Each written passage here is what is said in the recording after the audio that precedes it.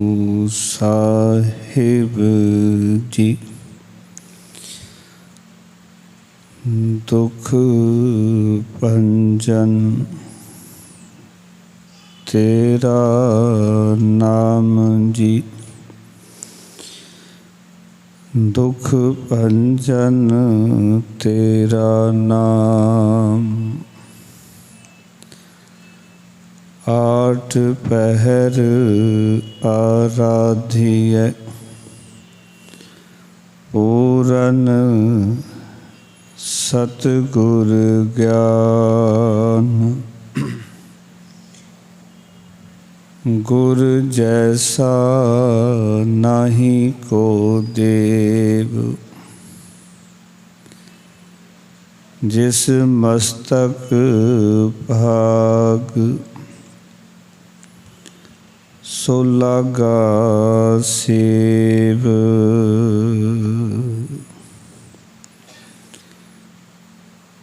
जुग जुग अटल वाणी के बोहित तन तन श्री गुरु ग्रंथ साहब महाराज जी की पावन हजूरी का निघ मान रहे सत्संगी जनों, प्यार सहित संगतां पासों रबी बाणी का कीर्तन सरवण किया है। अज आप संगतां दे नाल बाला प्रीतम अष्टम बलबीरा धन धन श्री गुरु हरकृष्ण साहिब 8वें पातशाह जी दे जीवन संबंध विच कुछ विचारां साझियां करनियां, क्योंकि 22 तारीख शाम के दीवान विच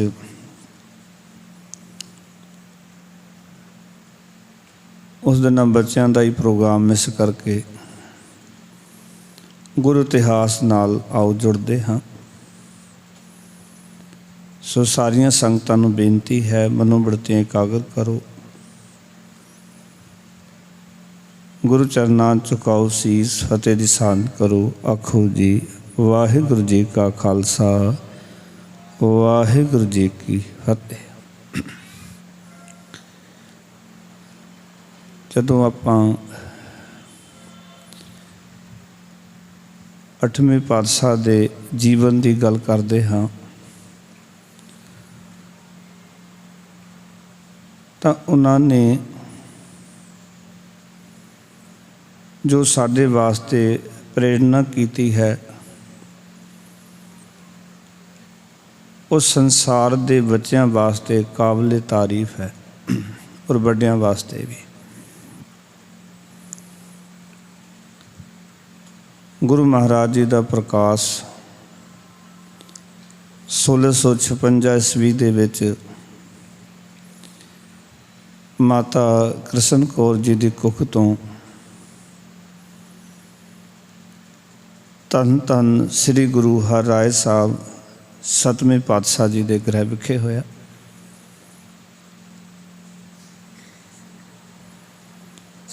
यह स्थान गुरु के महल कीरतपुर साहब जी की पावन धरती ते आप जी का जन्म स्थान है, प्रकाश स्थान है। आप जी नूं बचपन तो ऐसा माहौल प्राप्त होया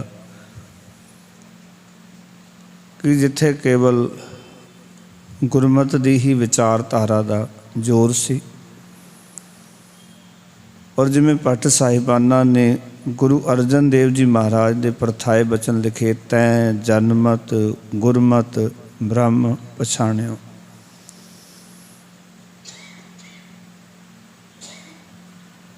कि हे गुरु अर्जन देव जी महाराज, तुसी जन्म तो ही गुरु की मत राही ब्रह्म नूं पहचानिया। बाला प्रीतम जी के जीवन में जदों असीं देखते हाँ कि घर के अंदर इस तरह का वातावरण है, इस तरह का माहौल है कि जिथे हर वेले उस प्रभु की इबादत होंदी है, रब्बी बाणी पढ़ी जाती है। और इस गल करके ही असी देखते हाँ कि गुरु महाराज नूं छोटी उम्र दे विच ही बहुत सारे शब्द आप जी नूं कंठ हो गए सन। और मैं ये विचार कर रहा सी मन ही मन कि हर एक बच्चा इस तरह की रूहानियत जिंदगी हासिल कर सकता है जे साडे घरां दा माहौल गुरु घर वर्गा बन जाए। बस फर्क ये है कि असी अपने घर नूं गुरु का घर नहीं बनन दिता, जो कि गुरु नानक पातशाह की विचारधारा सी कि घर घर अंदर धर्मसाल होवे कीर्तन सदा विसोवा। गुरु नानक पातशाह ये वेखना चाहते सन गुरसिखो कि मेरे सिख का घर धर्मशाला होवे। ये भी दास बेनती करे, हर एक बच्चे की पहली धर्मशाला माता पिता हैं।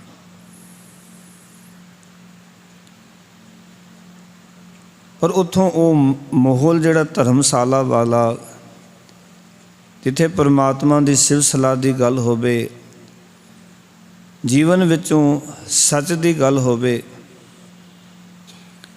वो साडे घरां विच सानू मिलदी नहीं है। कोई विरले विरले घर ने कि जिथे कि बच्चे जमदे हन, उन्होंने गुरमत दे नाल जोड़िया जाता है, गुरबाणी नाल जोड़िया जाता है, अते ये गुरमत के सिद्धांत नूं दृढ़ कराया जाता है।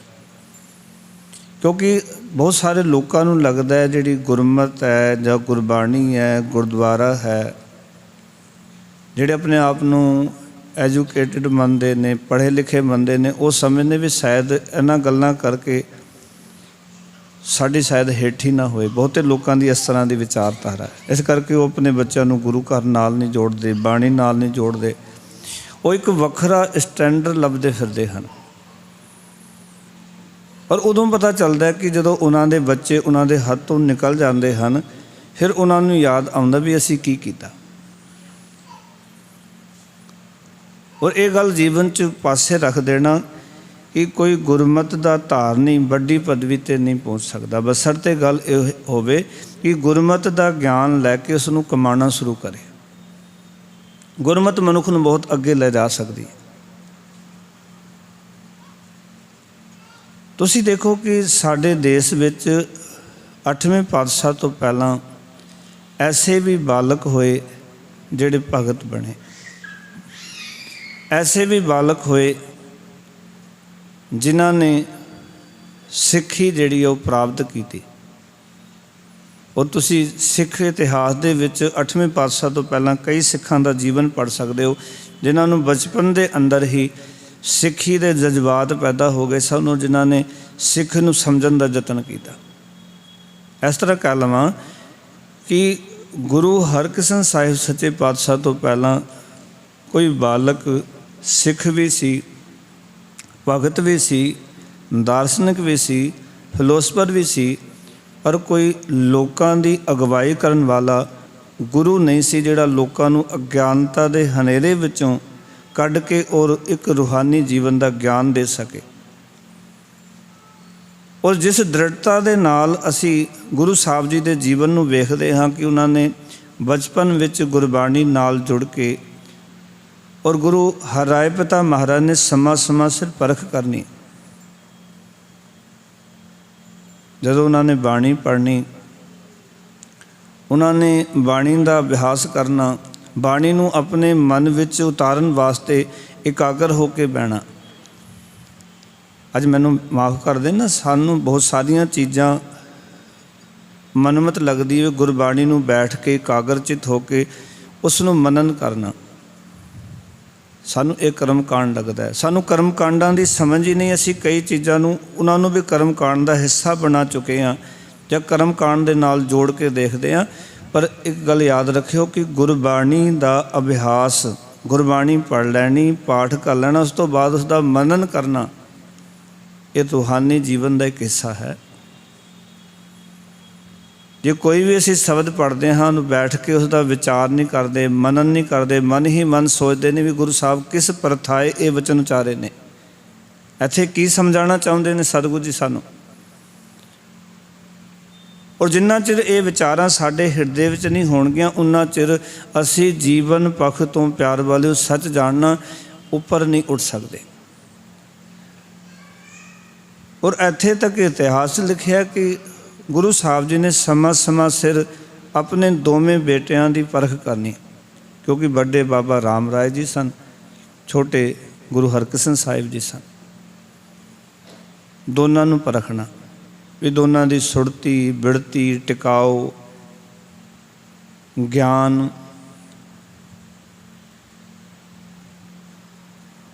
का जिहड़ा पद्धर सी वो बाबे राम राय कोल भी घट नहीं सी।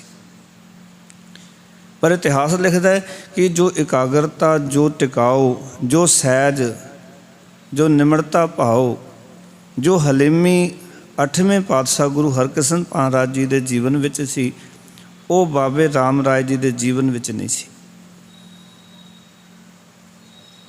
गुरु साहब जी ने चंगी काढ़ कढ़ी।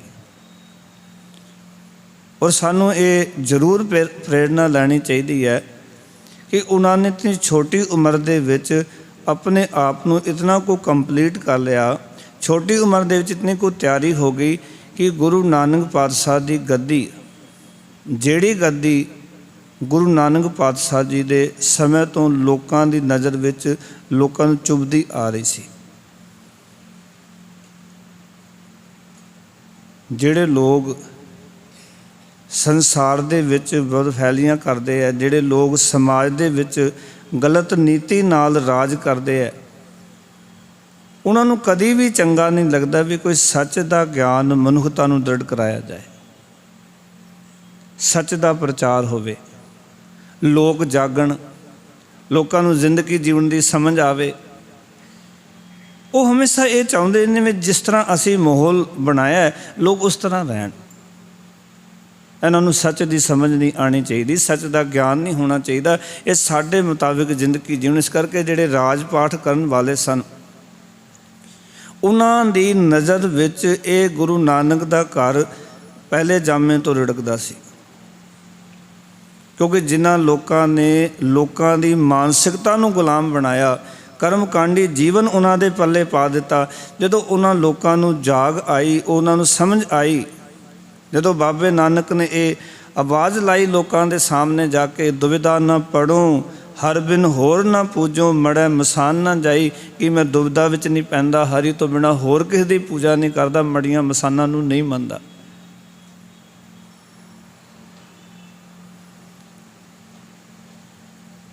एक होर मैं बेनती करा, असल विच जे राज सत्ता दे मन विच लोकां दा ख्याल होवे ना, ते जेड़े राज सत्ता ने धार्मिक लोग रखे होंदे ने, मैनूं माफ़ कर देना, तकरीबन जिहड़े धार्मिक लोग होंदे ने वो राज सत्ता दे सारे ते चलदे आ। राज सत्ता जिवें कहेगी धार्मिक लोग उदां दे फरमान जारी करदे।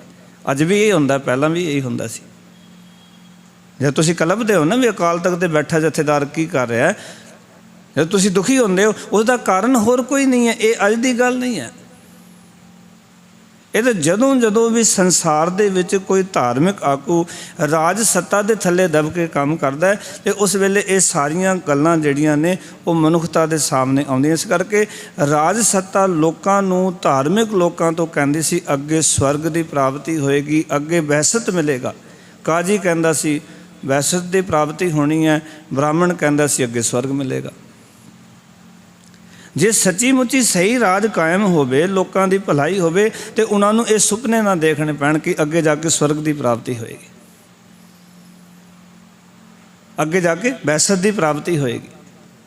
पर उन्होंने धार्मिक लोगों के राही ये गल्लां लोगों तक पहुँचाइयां ताकि वो लोग अगे का सुपना वेख के रखण, ते इस वेले की जिंदगी दे वाले कोई ख्याल ना करन कि हुण किदां दी जिंदगी जी रहे हैं, किदां दा जीवन जी रहे हैं, इसदा ख्याल ही ना रहे। यही हो रहा साडे नाल। जो कि तुसी देखो दार्शनिक फिलोसफर जितने होए, भगत होए, उन्होंने स्पष्ट आख्या कि कवन नरक क्या स्वर्ग विचारा, संतन दो राधे, हम काहू की कान न कड़ते, अपने गुर प्रसादे। अब तो जाए तेरे सिंहासन, मिले हैं सारंग पानी, राम कबीरा एक पहे को न सके पछानी। इस करके ये जिहड़ा घर सी गुरु नानक पातशाह जी का, जदों दुष्ट चौकड़ी इकट्ठी हो गई तो उन्होंने गुरु अर्जन देव जी महाराज नूं तत्ती तवी ते बिठाया, देग दे विच उबालिया, सीस दे विच गरम रेत पाई और फिर बाद दे विच रावी दे अंदर उन्होंने डोब दिता इस दुष्ट चौकड़ी ने। और दुष्ट चौकड़ी का अर्थ ये सी कि किसी ढंग दे नाल इस सच का प्रचार नूं ठल पै जाए, इस सच का प्रचार बंद हो जाए। क्योंकि जे सच का प्रचार चलता रहा तो साडियां मनमानियां अगे नहीं चलन वालियां, साडी मनमर्जी नहीं चलनी, लोग जाग जाणगे, इस ढंग दे नाल लोग सानू राज नहीं करन देणगे। पर तुसीं वेखो जदों गुरु अर्जन देव जी महाराज की शहादत हुंदी है, हरगोबिंद साहिब 6वें पातशाह 2200 घुड़सवार तैयार करते हैं, मीरी पीरी की 2 किरपानां पाउंदे है। 7वें पातशाह कोल 2200 घुड़सवार ने, पर 6वें पातशाह ने एक गल आखी सी कि इन्हां नूं वरतना नहीं है, जदों लोड़ पवे तां वरतना, एवें किसी दे उत्ते फौज नहीं चाड़नी। क्योंकि वो जिहड़े 2200 घुड़सवार सन वो गुरु घर की रख्या वास्ते सन, वो ये दर्शान वास्ते सन कि जे तुसी सच का गला घुटना चाहोगे ना तो असी तैयार पर तैयार हाँ, सच नूं मरन कोई नहीं देना। भी तुसी सच नूं मारन की तैयारी च बैठे हुए हो, तुसी सच नूं तबाह कर देना चाहते हो, पर असी हुण तैयार हो गए, सच नूं हुण असी तबाह नहीं होण देना।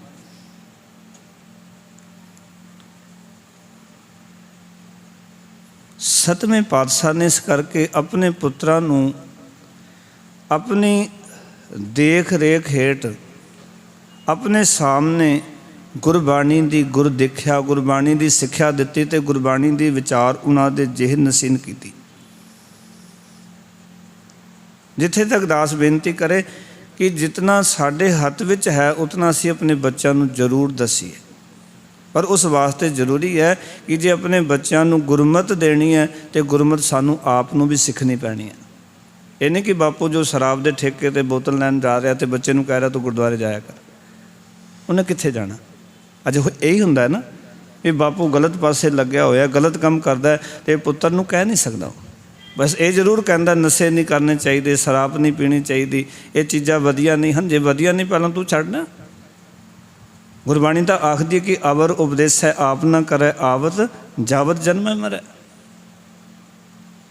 गुरबाणी तक आखदी है कि जे होरां नूं उपदेश करना पहला आप छड्ड। पर लोग ये काम छड्डण वास्ते तैयार नहीं सन। इस करके जे गुरमत असी दृढ़ करनी है, गुरमत दे धार नहीं होना, तो उस वास्ते माता पिता नूं गुरमत दे रस्ते ते चलना जरूरी है।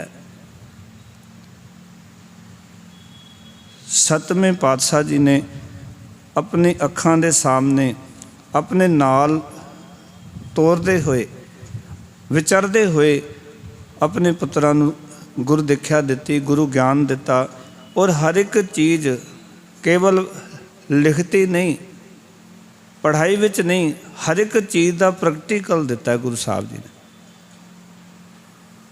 आप जी ने वैद खाना खोलिया, जदों दीवान की समाप्ति हो जाती है तो नाल लैके दवाखाने चले जाते हैं।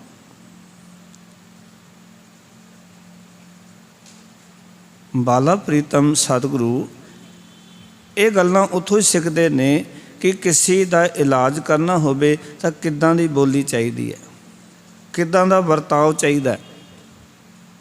जो अपने पिता श्री नूं वेखदे ने, भी लोग जिहड़े कोड़ी लोग आउंदे ने, दूजे बीमार लोग आउंदे ने, पिता श्री वैदखाने में जाके उन्हां नाल किवें गल्लां करदे आ।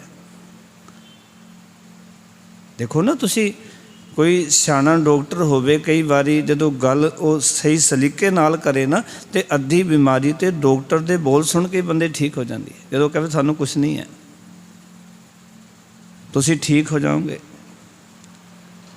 डॉक्टर जाते सार कहे थोड़ी ठीक नहीं हो सकते, थोड़ी तो बीमारी बड़ी भयानक है, थानू तो मैं ठीक नहीं कर सकता। तो बंदा जे ठीक होने वाला हो भी ठीक नहीं होंदा, क्योंकि लफ्ज़ां ने काम करना होंदा। मैं बार बार बेनती करदा, विचारां ही साडी जिंदगी दे विच काम करदियां ने, विचार ही जीवन है साडा। उन्होंने वो विचारां करनियां, लोगों को भरोसा देना, दिलासा देना, लोगों को कहना कि ये नशे छड्डो, ये माड़ियां चीज़ां छड्डो, गुरबाणी पढ़ो, तो वो तरीके सिख ले। हुण हर पक्षों जो गुरु साहब जी ने दोनों पुत्रां नूं तैयार किया, समा आया कि जदों दिल्ली तो औरंगजेब बादशाह तख्त ते बैठा तो उसने 7वें पातशाह नूं दिल्ली सदना चाहया, क्योंकि खबरां तो इन्हां सारिआं नूं मिल रही सन भी जिस गुरु घर नूं असी, जिस विचारधारा नूं, जिस चानन नूं, जिस दीवे नूं असी बुझाना चाहुंदे सी, वो बुझिआ नहीं। उत्थे होर लाटां बल पईआं, उत्थे तां होर लोग जुड़ी जांदे हन। इस करके औरंगजेब बादशाह गुरु महाराज जी नूं दिल्ली सदना चाहुंदा। गुरु साहब जी आप नहीं आउंदे, जिहड़े मुखी सिख ने सारे सलाह करदे महाराज जी, और बेनतियां करदे सच्चे पातशाह भी किसी ढंग दे नाल ना, क्योंकि औरंगजेब बादशाह, क्योंकि उसके बारे सारिਆਂ ਨੂੰ पता सी कि जिसने अपने पिता नूं पानी की एक घुट नहीं सी दिती, अपने पिता शाहजहां नूं पानी तो बिना कैद करके मार दिता सी। पिता ने चिट्ठी लिखी, तो जिस चिट्ठी लिखी सी स्याही नाल पिता ने लिखा भी बेटा ठीक है तू राजा बन गया, राजा होने के नाते मैं तेरी प्रजा, जे पिता नहीं भी मनदा मैं तेरी प्रजा ते हाँ, ते अपनी प्रजा नूं तू पानी नहीं दे सकदा, मैं प्यासा मर रहा। तो औरंगजेब ने चिट्ठी लिख के अपने पिता नूं भेजी सी, जिस स्याही नाल तू ये चिट्ठी लिखी वो स्याही पी के अपनी प्यास बुझा लैंदा, पानी की आस ना करी। ये औरंगजेब के लफज सन। अपने पिता नूं कहा सी पानी की आस ना करी, तू जिस स्याही नाल चिट्ठी लिखी उन्होंने पी के प्यास बुझा लैंदा, पर तू कोई स्याही तू आस ना करी भी मैं पानी दूंगा तेनों। और पानी तो बिना तड़प तड़प के तो पिता मर गया। उसके माँ जाए 3 पुत्र, उसके भराता उसने कैद करके उन्होंने तिन्हों नूं कतल कर दिता। एडा जुल्मी बादशाह, संगत के सामने सारिया गल्लां सन। गुरु साहब जी आप नहीं गए तो अपने बड़े पुत्र बाबा राम राय जी नूं भेजा ते नाल थापड़ा दिता, पुत्र जदों तू दिल्ली जाएगा ना तो गुरु घर दी आन बान शान वास्ते तू विचार रखनी है, गुरु घर की पिठ नहीं लगन देनी, तो सच का प्रचार करना है। जिमें कभी समा आया सी कि अकबर बादशाह ने लाहौर सद्या सी गुरु अमरदास महाराज नूं, पर बाबा गुरु अमरदास महाराज ना जाके उत्थे भाई जेठा जी नूं भेजा सी। गुरु अमरदास महाराज भी नहीं गए सन अकबर बादशाह के दरबार में, भाई जेठा जी नूं भेजा भी तुसीं जाओ जाके उसकी निस्सा करा के आओ, तसल्ली कराओ उसकी। भाई जेठा जी जाते ने लाहौर अकबर बादशाह के दरबार दे विच, ते उसकी हर पक्षों निस्सा करा के आउंदे भी बाणी च की लिखा होया है, बाणी च किहड़ी विचार, पोथी साहब लैके जाते भी जिहड़े लोग तैनूं भड़कांदे ने कि मुसलमानां दे खिलाफ गल्लां लिखियां, ये तो वो ग्रंथ है जिहड़ा एक रूहानी जीवन दर्शांदा, किसी दे खिलाफ नहीं, सगों मनुखता दे जीवन विच जो विचारधारा माड़ी आ चुकी है उस विचारधारा नूं मुका के एक चंगी विचारधारा पैदा करन दी विचारधारा लिखी हुई है। इत्थे किसी दे हेठी करन वास्ते जां किसी दी बुराई वास्ते कोई थां नहीं, ये ग्रंथ तां सर्ब सांझा है। उत्थे जाके भाई जेठा जी ने निस्सा कराई, जो कहा सी कि अवल अल्लाह नूर पाया कुदरत के सब बंदे, तो अकबर बादशाह बाह कर उठा सी भी ये इदां कुछ लिखा होया बाणी। जो उन्होंने सुनाया कि इत्थे ते निवाजा बारे दस्या कि पहला सच हलाल, दोए तीजी खैर खुदाए, चौथी नीयत दासमन, पंजवीं शिव सुनाए, करनी कलमा आकै ता मुसलमान सदाए। वो बड़ा हैरान होया सी भी इतना कुछ लिखा होया भी गुरु साहब ने तो सानू तरीका दस्या मुसलमानों नूं भी नमाज किदां पढ़नी चाहिए। वो बड़ा प्रसन्न होया सी और इस करके ही वो अकबर बादशाह फिर गुरु अमरदास महाराज की हजूरी च आया सी।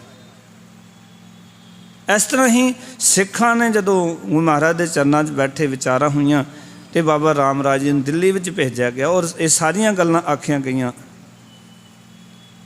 भी इस तरह तू गुरु भरोसे उत्थे जाना है, गुरु नानक पातशाह दा तेरे सिर ते हत्थ है। और बाबा राम राज जदों दिल्ली आ जाते ने गुरु भरोसे बहुत सारे सवालों का जवाब देंदे हन। जदों तक गुरु का भरोसा बनया रहिंदा है उदों तक अडोल रहंदे हन, डोलते नहीं। मैं एक बेनती करा, इस घटना तो एक सिखो गल सिख लो जीवन च, जदों तक गुरु साहब का हत्थ तुसीं समझिया साडे सिर ते है, गुरु दे ते पूरा भरोसा है, थानू भी दुनिया की कोई ताकत नहीं डुला सकती। जदों तुसीं अपना भरोसा ही खो लिया उस वेले थानू कोई अडोल नहीं तक सकता। ये याद रखियो, जे भरोसा है गुरु दे उत्ते, गुरु विचारधारा के उत्ते, तो तुसीं अडोल रहोगे। बाबा राम राय उन्ना चिर अडोल रहिंदे ने जदों कि वो गुरु दे उत्ते भरोसा, गुरु का मान तान जीवन अंदर है। पर जदों मन विच जिहड़ा बाहरला उसदे उन्हां दे नाल हो रहा वरतावा सी, इतना सत्कार, इज्जत, इतनी आओ भगत, वो आओ भगत, वो सत्कार, ये सारिया चीज़ां ने मन नूं अंदरों डुला दिता। मन दे विच मायक ख्याल पैदा हो गए। असी कदों डोलते हैं पता, जदों साडे अंदर ये चीज़ां कर कर जांदियां ने कि माया ही सब कुछ है, ये सानू सोकत, ये इज्जत बनी हुई है, जे मैं सच बोलिया तो मेरी इज्जत ना घट जाए, उदों जाके असी डोलते हैं। जब तक साडे मन में इज्जत का ख्याल नहीं अपनी, जब तक गुरु का भरोसा है कि लोग की कहणगे, ये गल साडे अंदर है कि लोग जो मर्जी कही जाण, सानू लोकां तो फर्क नहीं पैंदा, उदों तक थानू कोई नहीं डुला सकता। पर अंदर एक घर ख्याल कर गया, अंदर ये विचार पैदा हो गई कि औरंगजेब इतना सत्कार कर रहा है, इत्थे दे वजीर, इत्थे दे काजी, इत्थे दे एहलकार इतना सत्कार कर रहे हैं, तो हुण वो सत्कार अपना लगन लग पाया। एक होर गुरसिखो याद रखियो, जदों सत्कार गुरु करके थानू मिले, तुसी अपना समझो, तुसी उतों डोलोगे। जदों इज्जत थानू अपनी लगन लग पवे, तुसी डोल जाओगे। जदों इज्जत गुरु की होवे ना, एक वचन गुरु महाराज दा पढ़ो ना, तो सदगुरु कहते ने, गई बहोड़ बंदी छोड़ निरंकार दुखदारी, कर्म ना जाना धर्म ना जाना, लोभी माया धारी, नाम भरियो भगत गोबिंद का, ए राखो पैज तुम्हारी। हमारी नहीं क्या उसे, सच्चे पातशाह ये पैज तेरी है, ये इज्जत तेरी है। हुण बाबे राम राय लगा इज्जत मेरी है, इत्थे फर्क पै गया बस। जब तक सिख नूं लगेगा ये इज्जत मेरी नहीं, गुरु महाराज तेरी इज्जत है, तू आपे ही रख, गुरु महाराज रखदा। जिन्ना सिख कहना मेरी इज्जत की गल है, मेरे सत्कार की गल है, मेरे मान की गल है, उदा सिखा तो डोल जाएगा, बाबे राम राय वांग डोल जाएगा तू भी। जदों एक सवाल किया गया कि सुनिया कि गुरु ग्रंथ साहब जी जो आदि बीड़ तैयार हुई है, जिसका प्रकाश दरबार साहब दे विच होया, उस बीड़ दे विच उस ग्रंथ के अंदर ये लिखा होया कि मिट्टी मुसलमान की पेड़े पई कुम्हार।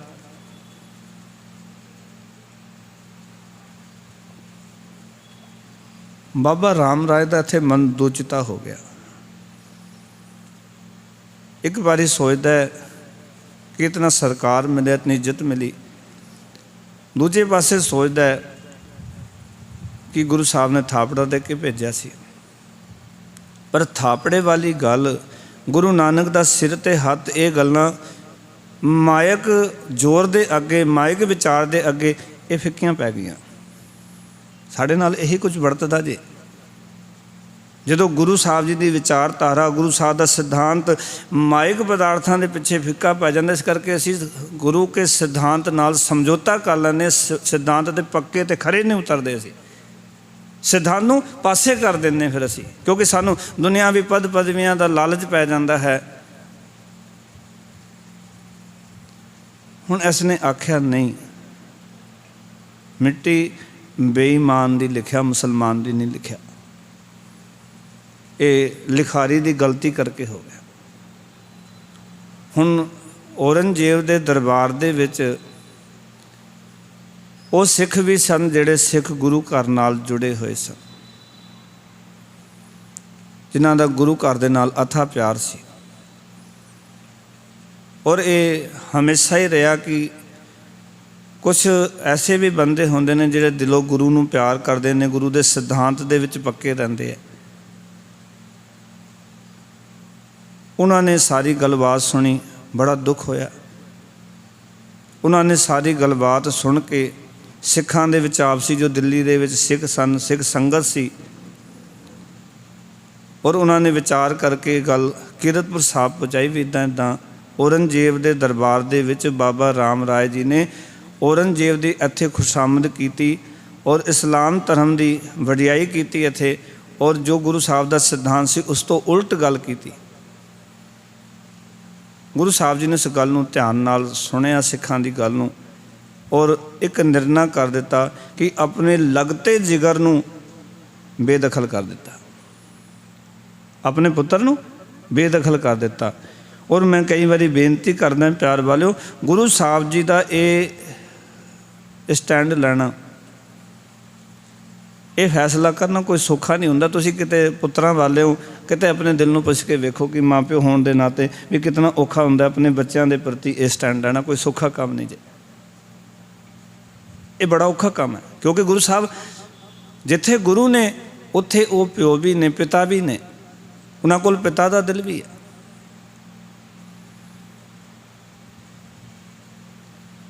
ਗੁਰੂ ਸਾਹਿਬ ਨੇ ਔਰ ਇੱਥੇ ਇਹ ਚਿੱਠੀ ਦੇ ਕੇ ਜਿਹੜੇ ਸਿੱਖ ਗਏ ਸਨ ਕਿ ਇਹ ਰਾਮ ਰਾਏ ਤੱਕ ਪੁੱਜਦੀ ਕਰ ਦਿਓ, ਔਰ ਲਿਖ ਦਿੱਤਾ ਕਿ ਜਿਸ ਪਾਸੇ ਮੁਖ ਇਸ ਪਾਸੇ ਚਲਾ ਜਾ, ਵਾਪਸ ਕੀਰਤਪੁਰ ਸਾਹਿਬ ਨਾ ਆਈ,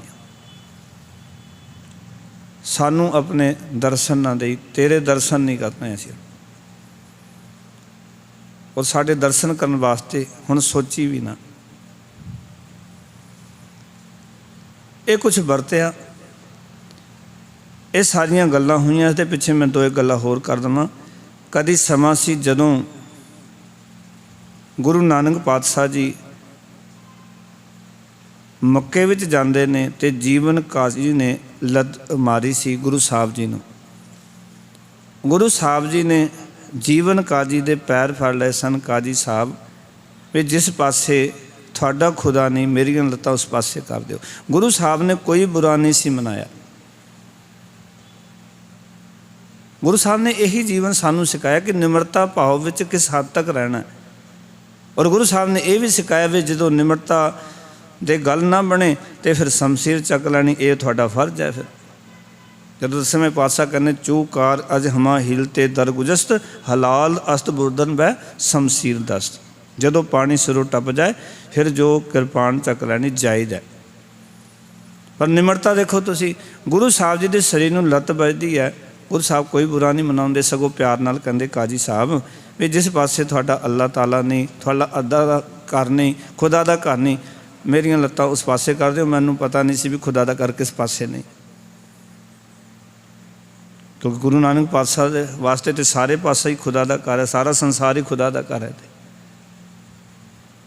ਕਿਉਂਕਿ ਇਹ ਜਗ ਸੱਚੇ ਕੀ ਹੈ ਕੋਠੜੀ, ਸੱਚੇ ਕਾ ਵਿੱਚ ਵਾਸ, ਸੱਚੇ ਦਾ ਨਿਵਾਸ ਇੱਥੇ ਦਾ। ਦੂਜੀ ਘਟਨਾ ਵਰਤੀ, ਗੁਰੂ ਅਮਰਦਾਸ ਮਹਾਰਾਜ ਜੀ ਨੂੰ ਖੰਡੂਰ ਸਾਹਿਬ ਦੇ ਵਿੱਚ ਬਾਬਾ ਦਾਤੂ ਜੀ ਨੇ, ਗੁਰੂ ਅੰਗਦ ਦੇਵ ਜੀ ਮਹਾਰਾਜ ਦੇ ਪੁੱਤਰ ਨੇ ਲੱਤ ਮਾਰੀ।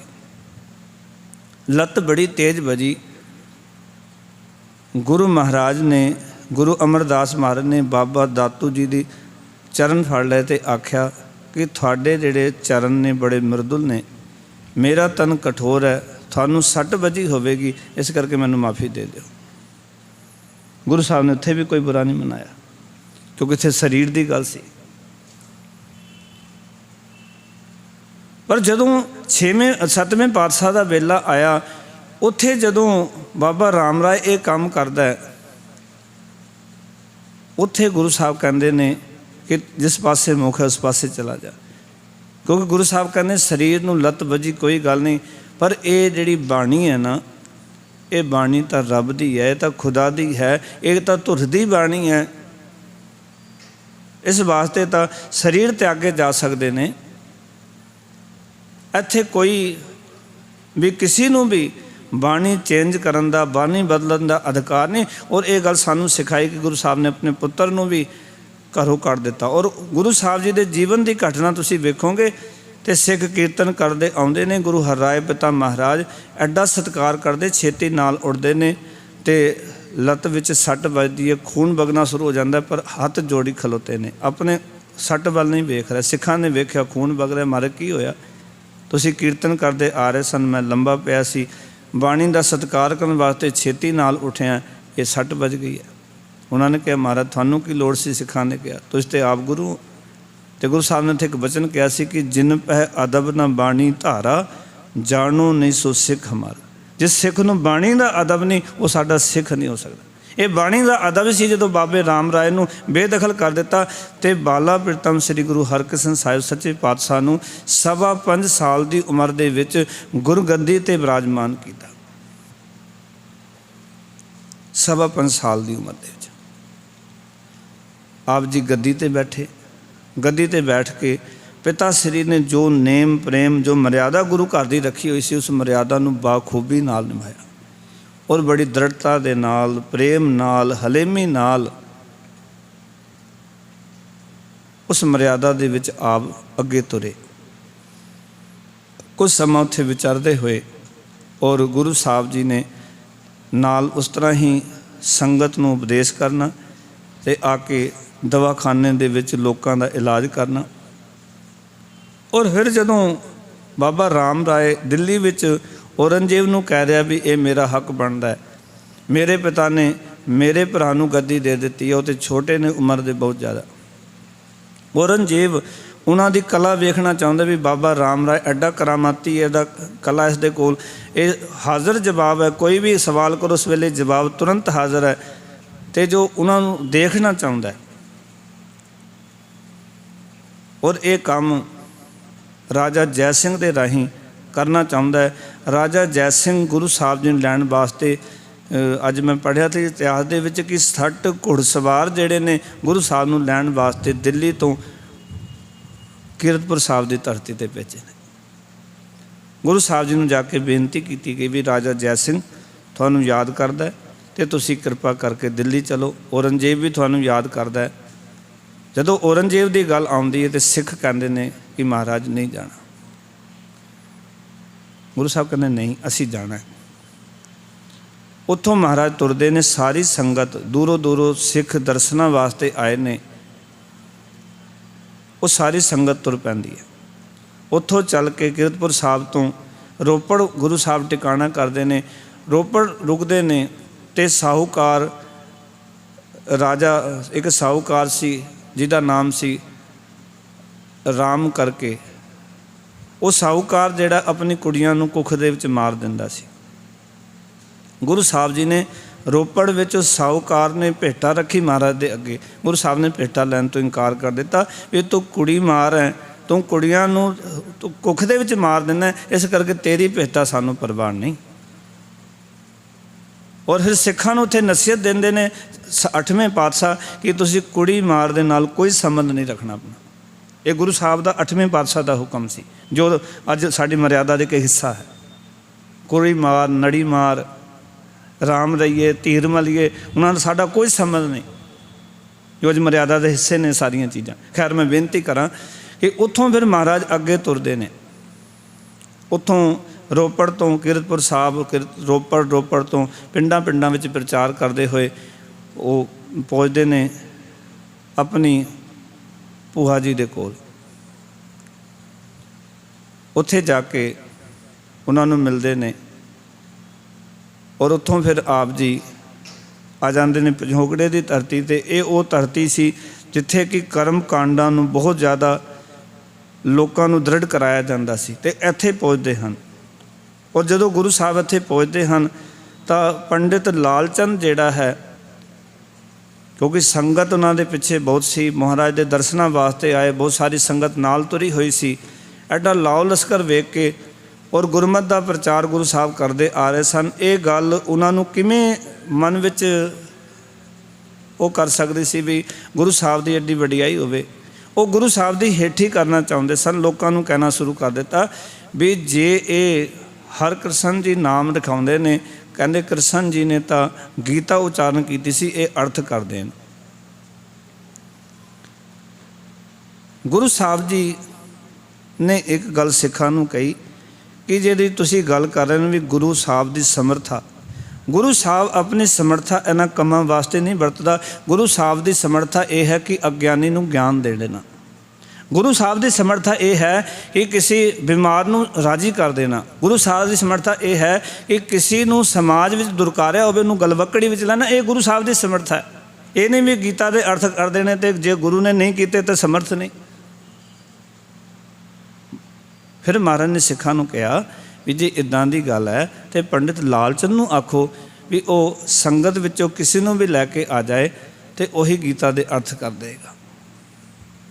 ਅਤੇ ਜਿਹੜਾ ਛੱਜੂ ਝੀਵਰ ਹੈ ਇਹ ਜਿੱਥੇ ਲੋਕਾਂ ਦਾ ਪਾਣੀ ਭਰਦਾ ਹੈ, ਇਹ ਆਏ ਗਏ ਵਾਸਤੇ, ਮੈਂ ਜਿਸ ਦਾ ਇਤਿਹਾਸ ਪੜ੍ਹ ਰਿਹਾ ਸੀ, ਇਹ ਪਾਣੀ ਦੀ ਸੇਵਾ ਕਰਦਾ ਹੈ ਔਰ ਗੁਰਬਾਣੀ ਪੜ੍ਹਦਾ ਹੈ, ਪਰ ਇਹ ਕਿਸੇ ਨਾਲ ਬੋਲਦਾ ਨਹੀਂ, ਨਾ ਕਿਸੇ ਦੀ ਗੱਲ ਸੁਣਦਾ, ਆਪਣੀ ਮਸਤੀ ਵਿੱਚ ਸੇਵਾ ਕਰਦਾ। ਇਸ ਕਰਕੇ ਇਸ ਨੂੰ ਗੂੰਗਾ ਬੋਲਾ ਕਰਕੇ ਲਿਖਿਆ ਹੋਇਆ। ਮੈਂ ਜੇ ਇਹਦਾ ਇਤਿਹਾਸ ਥੋੜ੍ਹਾ ਪੜ੍ਹਿਆ, ਇਹਨੂੰ ਗੂੰਗਾ ਬੋਲਾ ਕਰਕੇ ਤਾਂ ਲਿਖਿਆ, ਨਾ ਕਿਸੇ ਨਾਲ ਇਹ ਜ਼ਿਆਦਾ ਬੋਲਦਾ ਨਾ ਗੱਲਾਂ ਕਰਦਾ, ਇਹ ਸ਼ਾਂਤ ਰਹਿੰਦਾ, ਆਪਣਾ ਆਏ ਗਏ ਲੋਕ ਜਿਹੜੇ ਨੇ ਉਹਨਾਂ ਦੀ ਸੇਵਾ ਕਰੀ ਜਾਂਦਾ, ਨਾਲ ਬਾਣੀ ਪੜ੍ਹੀ ਜਾਂਦਾ। ਇਹਨੂੰ ਲਿਆਂਦਾ।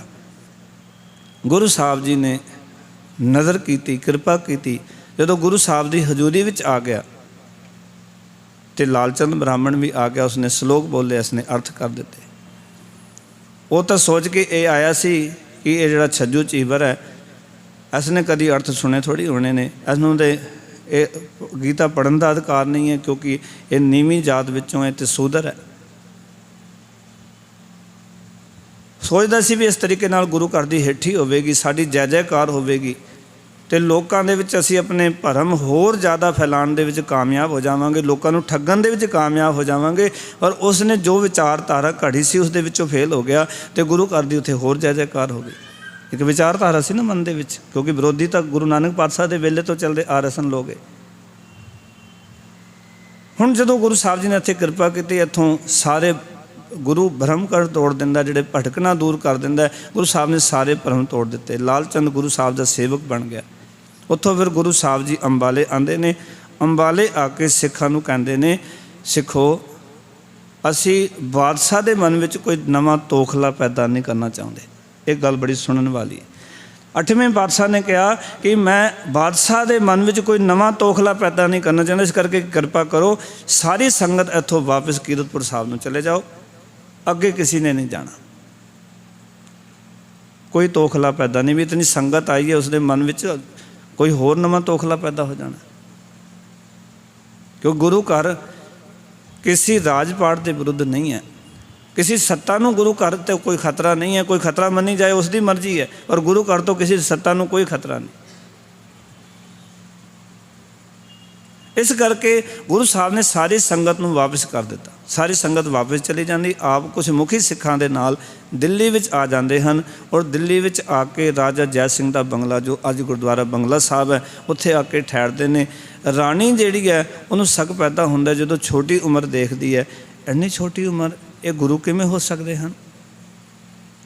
ਰਾਜਾ ਜੀ ਜੈ ਸਿੰਘ ਦੇ ਕੰਨਾਂ ਵਿੱਚ ਗੱਲਾਂ ਕਰਦੀ ਹੈ, ਮੈਂ ਤਾਂ ਸੋਚਿਆ ਸੀ ਵੀ ਬਹੁਤ ਵੱਡੀ ਉਮਰ ਦੇ ਹੋਣਗੇ, ਪਰ ਇਹ ਤਾਂ ਬੜੀ ਛੋਟੀ ਉਮਰ ਹੈ, ਇਹ ਤਾਂ ਬਾਲਕ ਨੇ। ਇਹ ਗੁਰੂ ਨਾਨਕ ਪਾਤਸ਼ਾਹ ਦੀ ਗੱਦੀ ਦੇ ਵਾਰਿਸ ਕਿਵੇਂ ਹੋ ਸਕਦੇ, ਇਹ ਗੁਰੂ ਕਿਵੇਂ ਹੋ ਸਕਦੇ ਨੇ। ਸ਼ੱਕ ਪੈਦਾ ਹੋ ਗਿਆ। ਰਾਣੀ ਨੇ ਅੱਗੇ ਜਾ ਕੇ ਸਵਾਂਗ ਕੀਤਾ ਔਰ ਇੱਕ ਚਾਹਤ ਦਰਸਾਈ ਵੀ ਰਾਣੀ ਜਿਹੜੀ ਹੈ, ਗੁਰੂ ਮਹਾਰਾਜ ਰਾਜਾ ਜੈ ਸਿੰਘ ਨੂੰ ਕਹਿ ਕੇ ਭੇਜਿਆ ਵੀ ਮਹਾਰਾਜ ਸਾਡੀ ਰਾਣੀ ਦੀ ਇੱਛਾ ਹੈ ਕਿ ਉਹ ਉਸਦੀ ਗੋਦ ਵਿੱਚ ਜਾ ਕੇ ਬੈਠਾ। ਗੁਰੂ ਮਹਾਰਾਜ ਜੀ ਜਿਹੜੀਆਂ ਗੋਲੀਆਂ ਸਨ ਉਹਨਾਂ ਨੂੰ ਰਾਣੀਆਂ ਵਾਲੇ ਵਸਤਰ ਪਵਾਏ, ਆਪ ਗੋਲੀਆਂ ਵਾਲੇ ਕੱਪੜੇ ਪਾ ਕੇ ਬੈਠੀ ਤਾਂ ਕਿ ਪਹਿਚਾਣ ਨਾ ਪਵੇ। ਗੁਰੂ ਸਾਹਿਬ ਜੀ ਸਾਰਿਆਂ ਕੋਲ ਹੁੰਦੇ ਹੁੰਦੇ ਅਤੇ ਉਸਦੇ ਕੋਲ ਪਹੁੰਚ ਗਏ ਅਤੇ ਉਸਦੇ ਕੰਨ ਦੇ ਵਿੱਚ ਆਖਿਆ, ਰਾਣੀ ਇਹ ਜੀਵਨ ਬੜਾ ਔਖਾ ਮਿਲਿਆ, ਇਹ ਦੁਰਲਭ ਦੇਈ ਹੈ, ਇਹਨੂੰ ਇਹਨਾਂ ਗੱਲਾਂ ਪਿੱਛੇ ਖੁਆਰ ਨਾ ਕਰ, ਨਾਮ ਜਪ ਕੇ ਜੀਵਨ ਸਫਲਾ ਕਰ।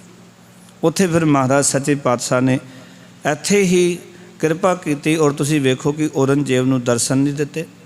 ਇੱਕ ਜਿਹੜਾ ਚੌਵੱਚਾ ਅਸੀਂ ਜਾਂਦੇ ਹਾਂ ਉੱਥੇ ਮਹਾਰਾਜ ਨੇ ਆਪਣੇ ਚਰਨ ਪਾਏ ਔਰ ਲੋਕਾਂ ਦਾ ਇਲਾਜ ਕੀਤਾ ਔਰ ਲੋਕਾਂ ਨੂੰ ਜੀਵਨ ਜਾਚ ਸਿਖਾਈ। ਜਿਨ੍ਹਾਂ ਕਲੋਨੀਆਂ ਵਿੱਚ, ਜਿਨ੍ਹਾਂ ਨੂੰ ਗਰੀਬਾਂ ਦੀ ਕਲੋਨੀਆਂ ਕਿਹਾ ਜਾਂਦਾ ਸੀ, ਕੋਈ ਜਾਂਦਾ ਨਹੀਂ ਸੀ। ਗੁਰੂ ਸਾਹਿਬ ਆਪ ਉੱਥੇ ਜਾ ਕੇ ਲੋਕਾਂ ਦਾ ਇਲਾਜ ਕਰਨ ਵਾਸਤੇ ਜਾਂਦੇ ਨੇ, ਉਹਨਾਂ ਲੋਕਾਂ ਵਿੱਚ ਜਾ ਕੇ ਵਿਚਰਦੇ ਨੇ, ਔਰ ਉਹਨਾਂ ਨੇ ਇਸ ਤਰੀਕੇ ਦੇ ਨਾਲ ਆਪਣੇ ਜੀਵਨ ਨੂੰ ਬਾਲਾ ਪ੍ਰੀਤਮ ਸਤਿਗੁਰੂ ਸੱਚੇ ਪਾਤਸ਼ਾਹ ਨੇ ਮਨੁੱਖਤਾ ਦੇ ਸੇਵਾ ਕਰਦੇ ਹੋਏ, ਮਨੁੱਖਤਾ ਨੂੰ ਗਿਆਨ ਦਿੰਦੇ ਹੋਏ 7 ਸਾਲ 9 ਮਹੀਨੇ ਇਤਨੀ ਆਪ ਜੀ ਦੀ ਆਰਬਲਾ ਸੀ, ਉਸ ਦੇ ਵਿੱਚ ਆਪ ਜੀ ਜੋਤੀ ਜੋਤ ਸਮਾ ਜਾਂਦੇ ਹਨ। ਅਤੇ ਆਪ ਜੀ ਦਾ ਜਿਹੜਾ ਸੰਸਕਾਰ ਹੈ ਉਹ ਗੁਰਦੁਆਰਾ ਬਾਲਾ ਸਾਹਿਬ ਜੀ ਦੀ ਪਾਵਨ ਧਰਤੀ 'ਤੇ ਕੀਤਾ ਜਾਂਦਾ ਹੈ। ਅਤੇ ਇਸ ਤਰ੍ਹਾਂ ਬਾਬਾ ਜੀ ਨੇ 8ਵੇਂ ਪਾਤਸ਼ਾਹ ਜੀ ਨੇ ਆਪਣੀ ਉਸ ਆਰਜ਼ਾ ਦੇ ਵਿੱਚ ਦ੍ਰਿੜ ਸੰਕਲਪ ਵਿੱਚ ਰਹੇ। ਔਰੰਗਜ਼ੇਬ ਦਰਸ਼ਨ ਕਰਨਾ ਚਾਹੁੰਦਾ ਸੀ, ਗੁਰੂ ਸਾਹਿਬ ਨੇ ਦੀਦਾਰ ਨਹੀਂ ਦਿੱਤੇ, ਕਿਉਂਕਿ ਪਿਤਾ ਸ੍ਰੀ ਨੇ ਆਖਿਆ ਸੀ ਜੇ ਦਿੱਲੀ ਜਾਣਾ ਵੀ ਪਵੇ ਤੇ ਔਰੰਗਜ਼ੇਬ ਨੂੰ ਦਰਸ਼ਨ ਨਹੀਂ ਦੇਣੇ। ਇਸ ਦਾ ਅਰਥ ਹੈ ਕਿ ਇਤਨੀ ਛੋਟੀ ਉਮਰ ਦੇ ਵਿੱਚ ਗੁਰੂ ਨਾਨਕ ਦੀ ਗੱਦੀ 'ਤੇ ਬੈਠ ਕੇ ਕਿਤਨਾ ਵੱਡਾ ਦ੍ਰਿੜ ਇਰਾਦਾ ਸੀ ਉਹਨਾਂ ਦਾ ਕਿ ਉਹਨਾਂ ਨੂੰ ਕੋਈ ਵੀ ਉਸ ਇਰਾਦੇ ਤੋਂ ਡੁਲਾ ਨਾ ਸਕਿਆ। ਸੋ ਸਾਹਿਬਾਨ ਦਾ ਪ੍ਰਕਾਸ਼ ਪੁਰਬ ਆਪਾਂ ਨੇ ਸਾਰਿਆਂ ਨੇ ਮਿਲ ਕੇ ਆਪਾਂ ਨੇ ਪਾਠ ਰੱਖਣੇ। ਕੱਲ੍ਹ 8 ਵਜੇ ਸ੍ਰੀ ਅਖੰਡ ਪਾਠ ਸਾਹਿਬ ਸਵੇਰੇ ਆਰੰਭ ਹੋਣੇ। ਸੰਗਤਾਂ ਨੂੰ ਬੇਨਤੀ ਹੈ ਕਿ ਸਾਰੇ ਪ੍ਰੋਗਰਾਮ ਦੇ ਵਿੱਚ ਆਪ ਜੀ ਨੇ ਹਾਜ਼ਰੀਆਂ ਭਰਨ ਦੀ ਕਿਰਪਾਲਤਾ ਕਰਨੀ। ਇਤਨੀਆਂ ਬੇਨਤੀਆਂ ਪ੍ਰਵਾਨ ਕਰੋ। ਫਤਿਹ ਦੀ ਸਾਂਝ ਕਰੋ ਜੀ। ਵਾਹਿਗੁਰੂ ਜੀ ਕਾ ਖਾਲਸਾ, ਵਾਹਿਗੁਰੂ ਜੀ ਕੀ ਫਤਿਹ।